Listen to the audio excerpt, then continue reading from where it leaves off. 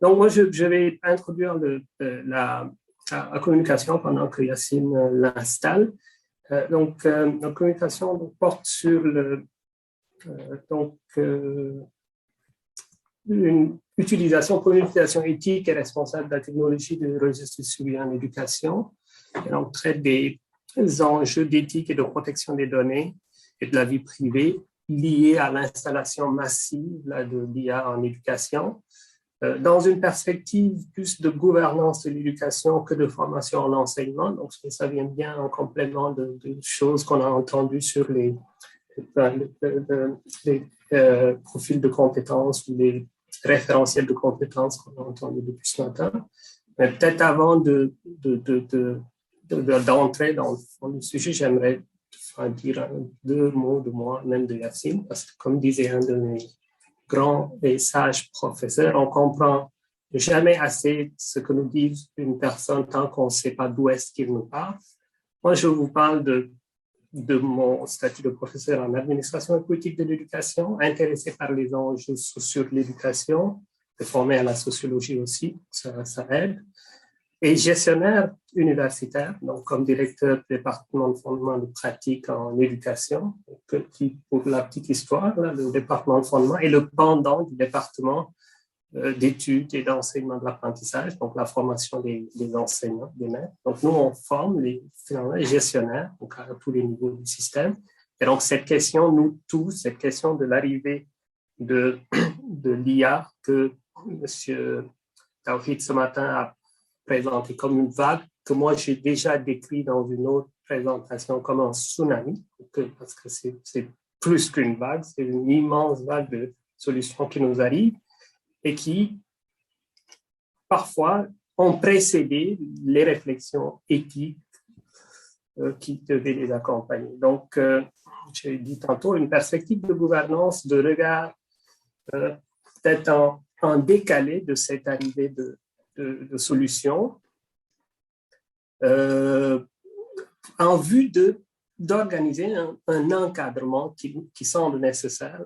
Puis les conversations qu'on a ce matin renforcent cette lecture-là qu'on a, qui doit y avoir une protection, une préservation de l'intégrité notamment des données et des renseignements que ces solutions amènent, donc des renseignements des personnels étudiants, donc élèves, des professionnels, des professeurs comme nous, mais des employés de l'éducation, qui sont au cœur du développement et du déploiement de l'IA dans le secteur éducatif. Et cela donc passe, il nous semble, et c'est ce que un peu Yacine va nous expliciter dans sa présentation plus axée sur les blockchains, mais que moi j'ai introduit de façon plus globale. Donc ça passe par l'adoption de bonnes ou des meilleures pratiques de gouvernance de données, d'intelligence d'affaires, d'intelligence artificielle, de sécurité informatique, et touche à des enjeux éthiques dont il faut se préoccuper, comme on le fait dans nos environnements de recherche scientifique. Et cela s'inscrit dans la foulée d'encadrement que vous connaissez tous, donc dont certains ont été évoqués ici. Donc je les nomme rapidement parce qu'ils sont quand même fondateurs dans notre environnement, l'écosystème. Donc, la Déclaration de Montréal pour le développement responsable de l'IA, 18, mais aussi la stratégie d'intégration de l'intelligence artificielle dans l'administration publique de Québec, donc, de 2021-2026, qui aussi a cette ambition de baliser l'IA pour servir le bien commun. Donc, on a là quand même des mots forts. Et puis aussi, ça a été évoqué ce matin, la résolution de la Commission européenne sur l'intelligence artificielle dans les domaines de l'éducation, de la culture et de l'audiovisuel, qui est donc un des développements du règlement du Parlement européen sur la gouvernance européenne des données, donc que notre conférence ce matin aussi a évoqué. Donc là, sur la gouvernance des données, AGD, dont il nous a donné l'acronyme anglais. Et aussi, donc, une autre balise, un autre encadrement important sur lequel on se base aussi pour ce travail. Donc, la recommandation sur l'éthique de l'intelligence artificielle, adoptée par la Conférence générale de l'UNESCO en 2021, qui est vue comme, par ses concepteurs, une boussole éthique et une base normative globale permettant de faire respecter l'état de droit dans le monde numérique, parce que différents indices nous laissent penser que à certaines occasions, c'est plus un monde très peu normé, organisé.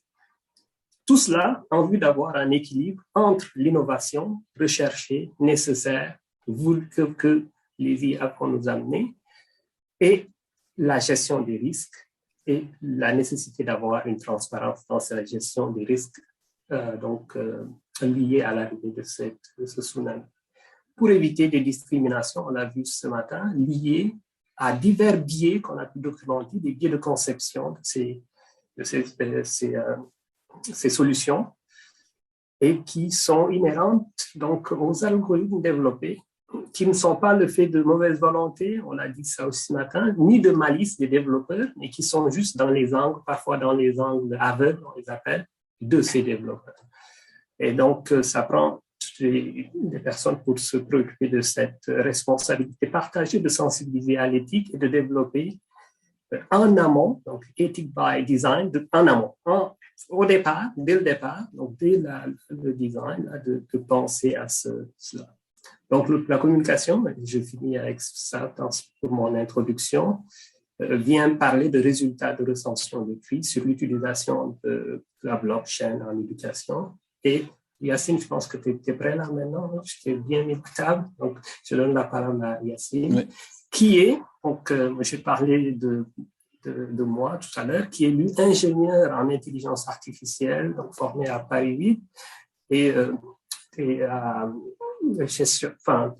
aussi administrateur, là, donc formé toujours à Paris, Pont et Chaussée, mais qui s'est intéressé aux politiques publiques, donc ici à l'Université de Regina, donc un profil multidisciplinaire qui permet d'avoir aussi cette ambition de regard global et sur cet enjeu-là. Donc Yacine, si tu dois ajouter quelques éléments sur ta présentation, mais je te donne la main pour la présentation.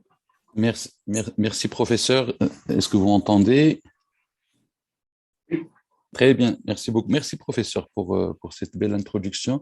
J'ajoute que je suis aussi consultant en tout ce qui est transformation digitale, donc des administrations de gouvernement. C'est ce qui m'a ramené carrément de mon profil technique à m'intéresser aussi à tout ce qui est politique publique, à tout ce qui est administration publique. Et j'ai eu ma maîtrise à l'Université de Regina, ici en Saskatchewan. Je vous parle de la Saskatchewan. Et là, je travaille avec professeur Anne.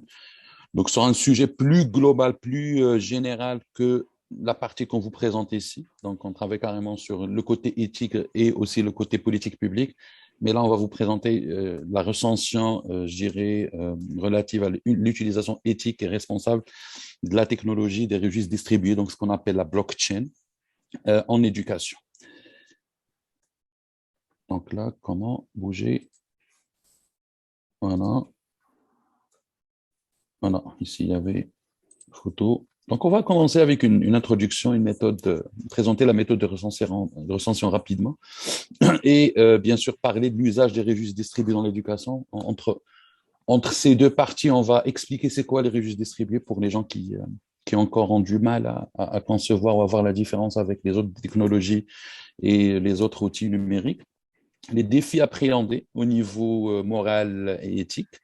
La conclusion et bien sûr il y a la bibliographie. Donc moi je commencerai par dire deux choses par rapport et même pour compléter ce qu'a dit professeur Anne, surtout le côté en amont, le côté anticipation de la chose et ce qu'a dit le professeur Tawhid ce matin quand il a parlé que c'est toujours trop tard quand on parle d'éthique.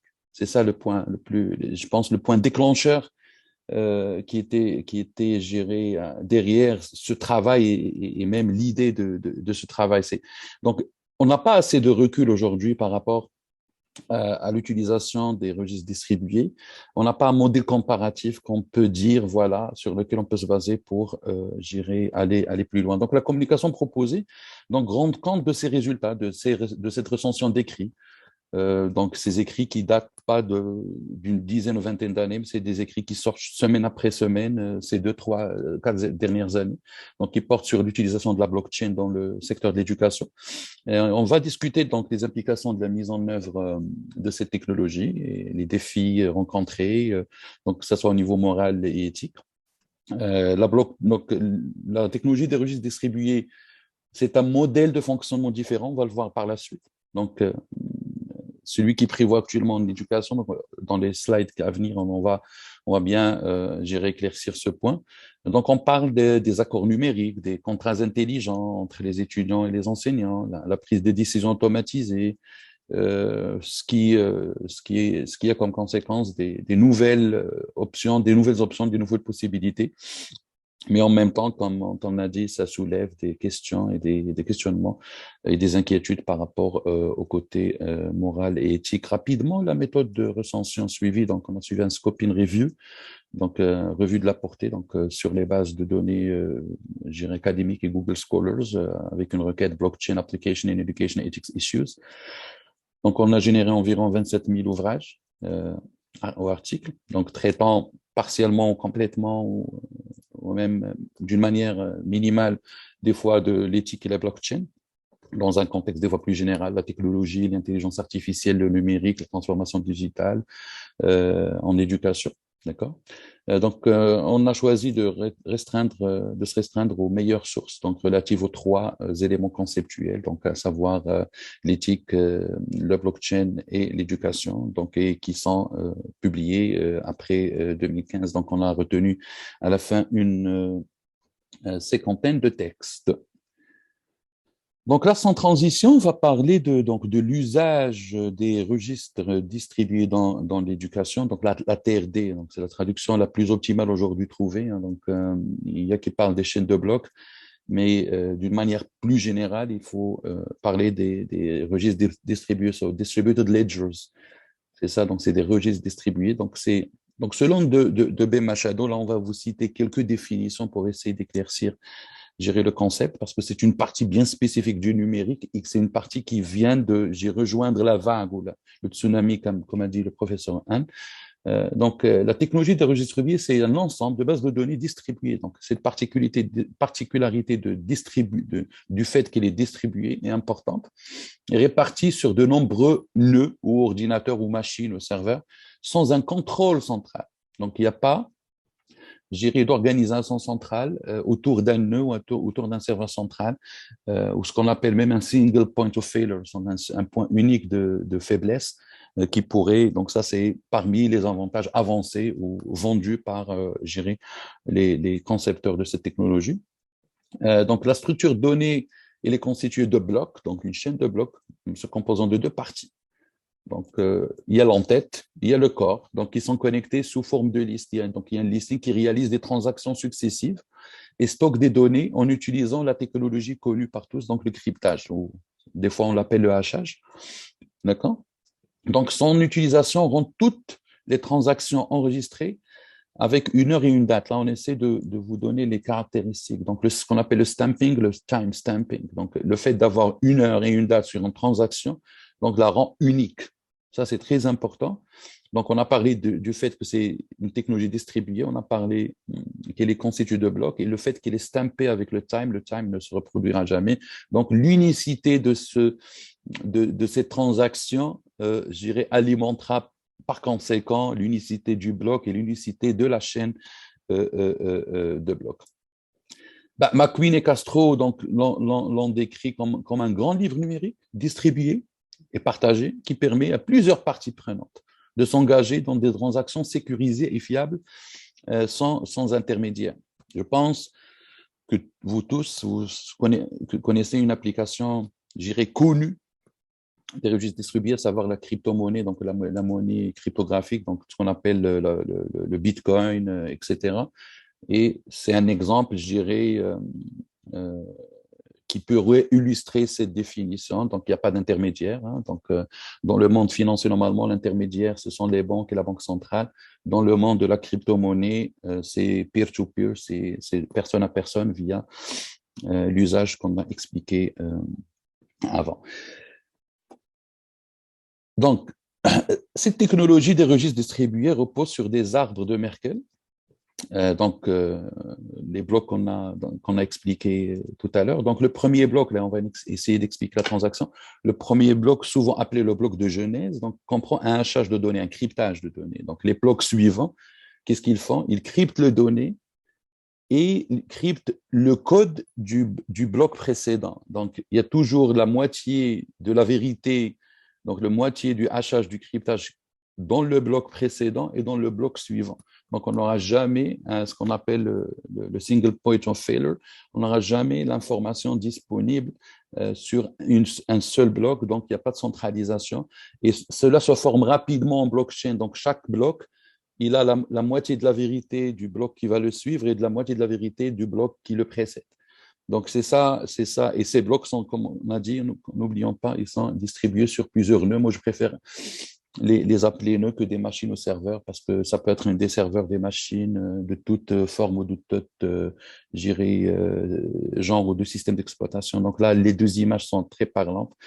Transaction classique, on voit très bien comment ça se passe. Par contre, dans transaction de blocs décentralisés, donc on voit quand même une certaine complexité par rapport, au fait d'essayer de refaire le scénario. Donc, c'est immuable et c'est décentralisé, comme on a dit avant. Donc, CPA Canada, donc c'est le charter des accountants, des comptables.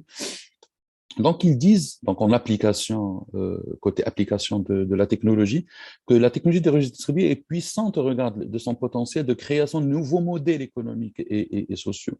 Donc, il y a des pays comme l'Estonie, le Suède, surtout l'Europe du Nord, au Moyen-Orient, donc à Dubaï, qui ont adopté ces technologies pour plusieurs services administratifs et gouvernementaux. Aussi, ces nouvelles technologies ont déjà été appliquées dans d'autres domaines, ont transformé des rôles joué par les étudiants, les enseignants et les écoles. Donc, ça se passe dans d'autres pays, pas obligatoirement les plus développés, mais c'est venu des fois d'une décision politique. Nous sommes susceptibles à assister à encore plus de changements, d'adoption de ces technologies afin de la faire intégrer dans la gestion quotidienne, dans la vie quotidienne de l'éducation. Voilà, là on a insisté sur, moi personnellement, j'avais hésité de mettre ce point avant ici, mais on a décidé de le mettre à la fin parce que ça va nous donner une transition vers les défis, vers le côté responsable de l'adoption de ces technologies. Donc, il y a eu une étude qui a été menée par Grech et Camilleri, sur la recommandation de la Commission européenne, donc de l'Union européenne, concernant l'usage de la technologie des registres distribués dans l'éducation. Donc, cette étude est sortie avec plusieurs recommandations. On a sélectionné pour vous ici le fait de créer un label pour donc les données ouvertes d'éducation, dans l'éducation, réglementer l'usage donc de ces technologies. Donc, c'est carrément une action d'anticipation par rapport à tout usage abusif de cette technologie. Étudier l'application des registres distribués à des cas d'utilisation pédagogique spécifiques, mais surtout, cette dernière recommandation de comprendre les implications de la technologie des registres distribués sur diverses activités dans le domaine de l'éducation afin de l'utiliser d'une manière responsable et à son plein potentiel. Donc, on voit ici qu'il y a un travail quand même en amont qui a été recommandé depuis quand même 5 ans par rapport à l'utilisation de cette technologie. Donc, l'un des plus grands obstacles à l'utilisation, on est toujours dans la transition des TRD, et la réticence à une nouvelle technologie, que les gens ont du mal à comprendre. On avoue que l'usage ne peut être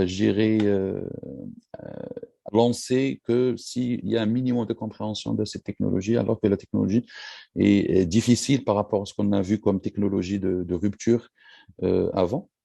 L'adoption de cette technologie aussi est une entreprise coûteuse, donc c'est des investissements qui ne sont pas, les moindres, donc le coût de l'infrastructure, donc la gestion des bases de données qui grandissent jour après jour parce qu'il y a beaucoup de transactions, énormément de transactions, des millions, des milliards à un certain moment, bien sûr la sécurité des données. Donc, c'est le cheval de bataille quotidien. Donc, les mêmes auteurs confirment aussi que les données des étudiants sont stockées dans le réseau de la blockchain, donc ce qui va, donc ce que je viens d'expliquer, augmenter la taille de bloc, entraînant une augmentation de la latence. Et quand on dit augmentation de la latence de la transaction, peut-être qu'il y aura même des répercussions j'irai au niveau des droits ou l'égalité de chance par rapport à des gens qui ont des connexions moins puissantes, par rapport à des personnes qui ont la chance d'avoir des connexions ou des plateformes ou des outils d'accès ou des devices qui sont, j'irai, performants.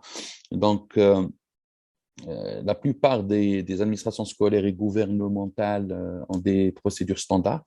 Ça, c'est un problème important, alors que la technologie des registres distribués donc, va les obliger d'une manière ou d'une autre à faire des modifications majeures au niveau de ces procédures. Donc, c'est un point aussi important à relever.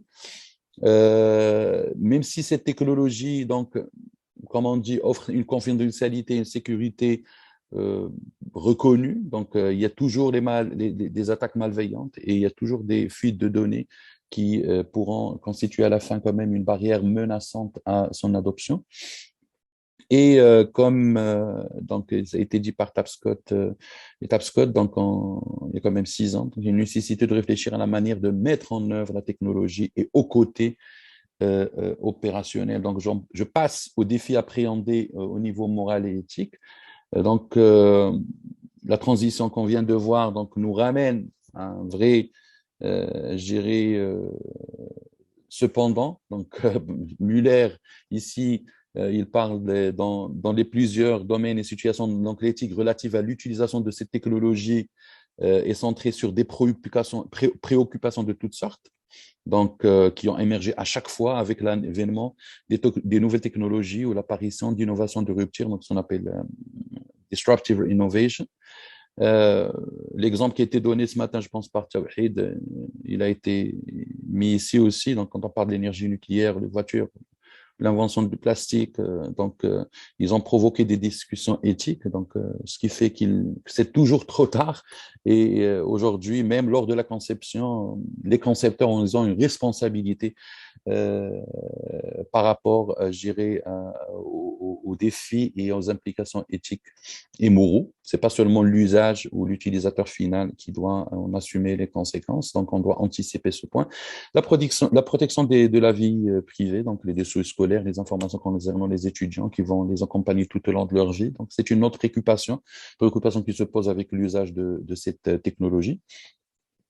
Donc, les dossiers scolaires donc, pourraient devenir permanents. Donc, c'est un point important, la permanence des informations, parce que ça rendrait plus difficile ce qu'on appelle le droit à une seconde chance, à une deuxième chance, ou à avoir un nouveau départ. Donc, un étudiant qui a déjà vécu un échec, cet échec, même après un retour avec succès sur le chemin de professionnel ou d'enseignement, cet échec sera toujours collé à lui, peut-être qu'il pourrait impacter un jour ou un autre, une acceptation dans une école ou un recrutement dans un poste d'emploi, une opportunité ratée.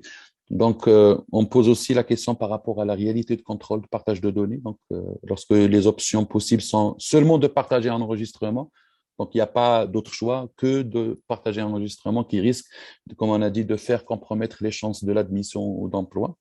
La protection de la vie privée, donc qui reste toujours une préoccupation avec la permanence de données.